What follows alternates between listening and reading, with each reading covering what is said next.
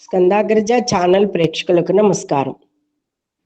శరన్నవరాత్రులు 9 రోజుల్లో సిద్ధిదాత్రి అమ్మవారి స్వరూపము నవదుర్గలలో ఒకదైన స్వరూపము. సిద్ధ గంధర్వ యక్షాద్యైరసురైరమరైరపి సేవ్యమాన సదా భూయాత్ సిద్ధిదాయిని. 9వ రోజు సిద్ధిదాత్రి ఉపాసన చేస్తారు. దుర్గామాత యొక్క 9వ శక్తి స్వరూపాన్ని సిద్ధిదాత్రి అంటారు. మార్కండేయ పురాణాన్ని అనుసరించి అణిమ, మహిమ, గరిమ, లఘిమ, ప్రాప్తి, ప్రాకామ్య, ఈసిత్వ, వసిత్వ ఇవన్నీ అష్టసిద్ధులుగా చెప్పబడుతున్నాయి.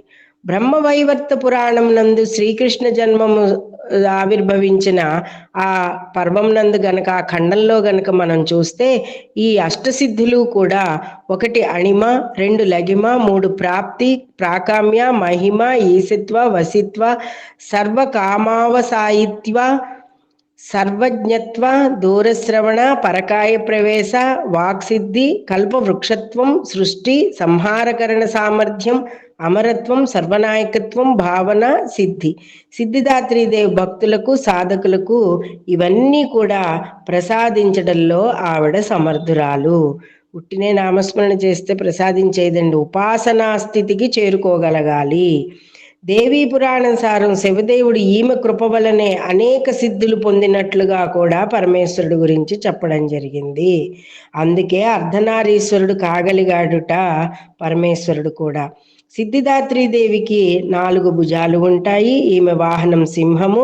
ఈమె పద్మంపై కూడా ఆసీనురాలయ్యేటట్టుగా కూడా ఒక్కొక్కసారి దర్శనమిస్తూ ఉంటుంది. ఈమె దక్షిణ అధోహస్తంలో చక్రము, పై చేతిలో గద, ఎడం వైపున గల క్రింది చేతిలో శంఖము, ఒక చేతిలో కమలము విరాజిల్లుతూ ఉంటాయి. నాడు శాస్త్రీయ విధి విధానాలతో సాధన చేస్తే సాధకుడికి సిద్ధిదాత్రి యొక్క అనుగ్రహాన్ని పొంది సకల సిద్ధులని కూడా ప్రాప్తింపచేస్తుంది అమ్మవారు.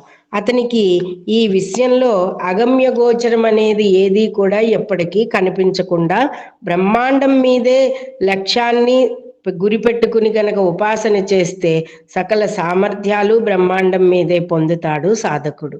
నవదుర్గలలో సిద్ధిదాత్రీదేవి చిట్ట చివరిది.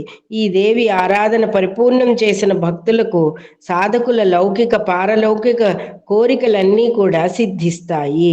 మాతృచరణ సాన్నిధ్యాన్ని పొందడానికి మనం నిరంతరం నియమనిష్టలతో ఉంటూ ఆమెను ఉపాసించాలి.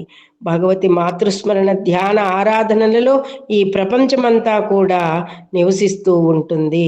వాస్తవిక పరమశాంతిదాయక అమృత పదం వైపు మనం పురోగమించాలి అంటే ఎటువంటి కోరికలు లేకుండా అమ్మవారి ఉపాసనా స్థితికి గనక మనం చేరుకోగలిగితే అతీతంగా భగవతి దివ్యలోకాలలో మానసికంగా విహరిస్తూ అమ్మవారి యొక్క కృపా రసామృతాన్ని పానం చేస్తూ విషయ భోగశూన్యుడై ఉంటాడు.